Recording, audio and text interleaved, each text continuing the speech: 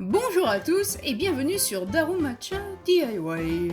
Dans cette vidéo, on va s'occuper de la douche. Et ce fut un sacré challenge. Déjà, un petit rappel de notre plan. La salle de bain est donc située ici, et la cuisine ici.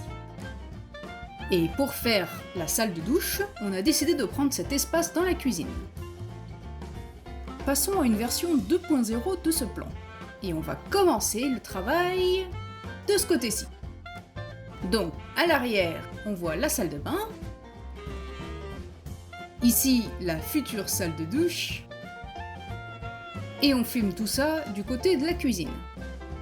Afin de connaître la taille exacte de cette douche, on va avoir besoin du receveur de douche. Et ça n'a pas été facile de trouver ça. Oui, parce qu'en fait, c'est pas commun au Japon d'avoir uniquement une salle de douche dans la maison. Généralement, ce que les gens achètent, c'est un kit déjà tout prêt, avec la baignoire, le sol, les murs. Du coup, dès qu'on a trouvé ça sur une vente aux enchères en ligne, on s'est empressé de l'acheter.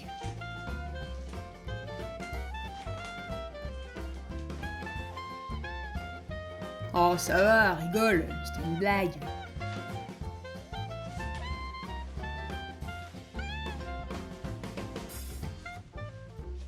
Oui, du coup, comme je l'ai mentionné tout à l'heure, un receveur de douche, ce n'est pas commun ici.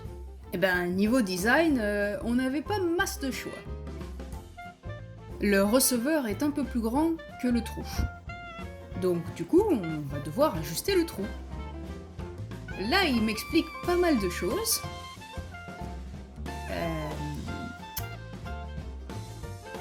Et ensuite, il a essayé d'exprimer ses idées à travers un dessin.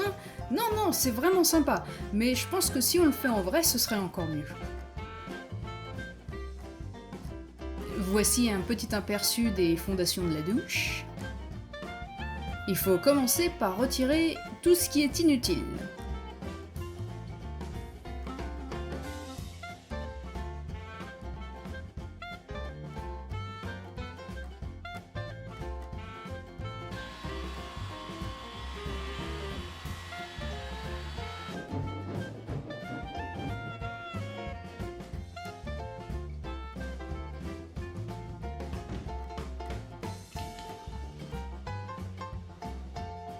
Non mais il en reste encore un petit peu là, attends. Et moi je pense qu'il faudrait quand même retirer cette petite partie bétonnée là. T'es sérieux là? Non mais pas avec ça, t'es ridicule là, mon coco. Hein, voilà, c'est mieux. Bon, cette partie est terminée. La prochaine étape est du coup d'ajuster le receveur de douche. Déjà, on va retirer les deux extrémités, qui ont une fonction bien spécifique, mais dans notre cas, nous n'en avons pas besoin. En les retirant, le receveur de douche sera donc à la bonne taille, et rentrera parfaitement dans le trou que nous avons préparé tout à l'heure.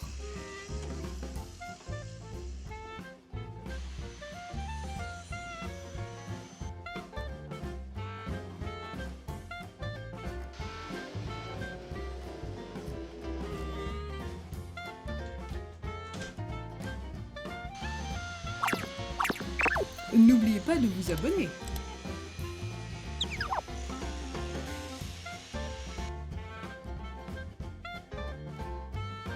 Il est temps de préparer la structure du sol. On a hésité un long moment à savoir comment procéder. Après de très longues recherches et avoir vérifié comment ajuster toute la tuyauterie, au final, la manière dont on va procéder est la plus adaptée à notre situation. Nous allons avoir besoin de ces pieds en ferraille et d'un très gros morceau de bois. Et oui, c'est très stable.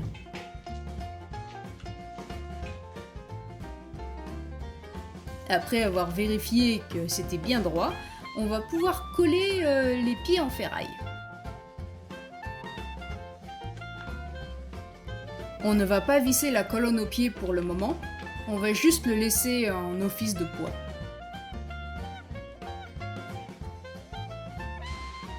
Une fois que la colle a séché, on a retiré la colonne. Maintenant, on va venir retirer la surface de ce mur. Oui, parce qu'on voudrait que la partie haute et la partie basse de ce mur soient bien droits, ce qui n'était pas le cas. C'est une étape importante lorsqu'on viendra poser les murs de la douche un petit peu plus tard. Alors, la colonne. Il nous manquait encore un pied, mais on en a chié pour le trouver. Bah oui, parce que celui-là, il est rikiki, alors... ouais, sauf que ça rentre pas.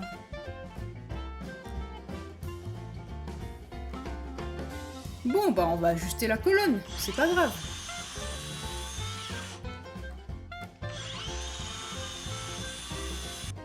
Et je sais pas vous, mais à chaque fois qu'il fait ça, je trouve ça hyper satisfaisant à regarder.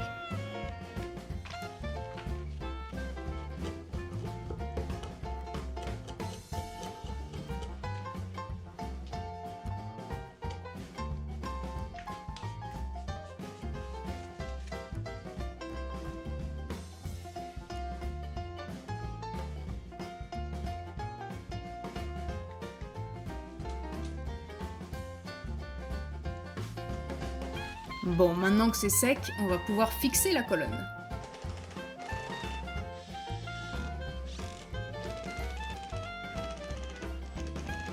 Après avoir vissé, il ne nous reste plus qu'à ajuster les pieds. La prochaine étape consiste à condamner cette porte. Il est très commun dans les maisons japonaises d'avoir une porte de sortie dans la cuisine, généralement utilisée pour sortir les poubelles.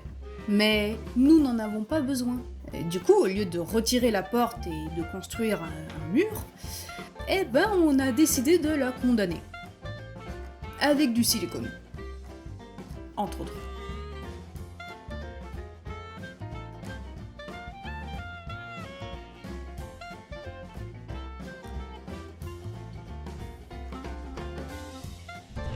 On rajoute une deuxième couche.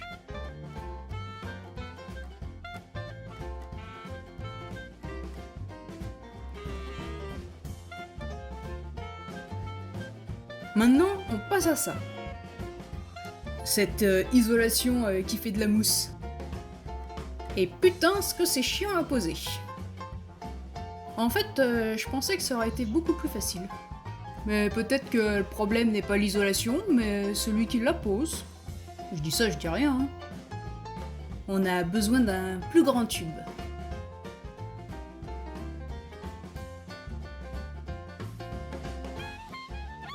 Et puis un autre. Il ne reste plus qu'à attendre. Mais je pense que ça devrait le faire.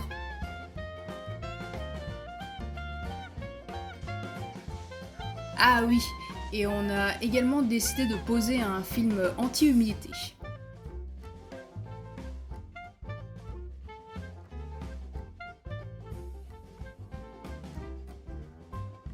On n'oublie pas le charbon.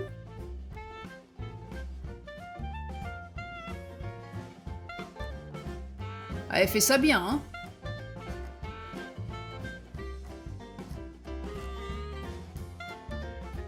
C'est propre, j'aime bien. Ah, c'est vrai qu'on n'a pas fini avec ça. Alors, sachant que le receveur de douche est légèrement incliné, oui, afin que l'eau s'évacue vers le siphon, eh bien pour nous ça entraîne un petit problème. Ah, il faudrait que ce soit droit pour que ça vienne se poser sur toute la surface du bois. Du coup on va venir poncer à certains endroits sous le receveur.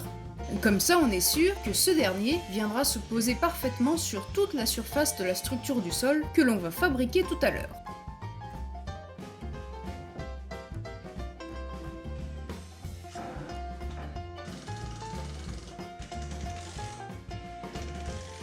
Ouais, c'est ça l'idée. Ouais, là par contre il faudrait tailler un petit peu dans le bois.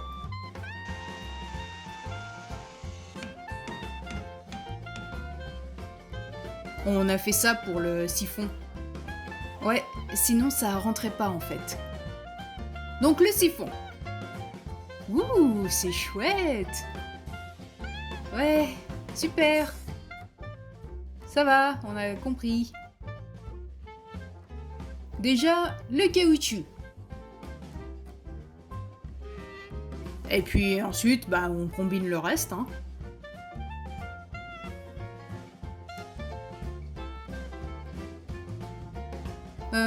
Il me semble qu'il me manque une étape là, non? Avant de poser le receveur. Ah bah oui, l'isolation. Ok, maintenant on pose le receveur, allez. Déjà, on fait un premier essai avant d'attacher pour voir si ça entre.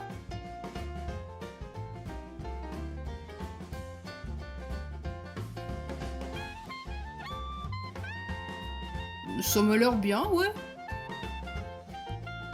Allez, on met un petit peu de colle.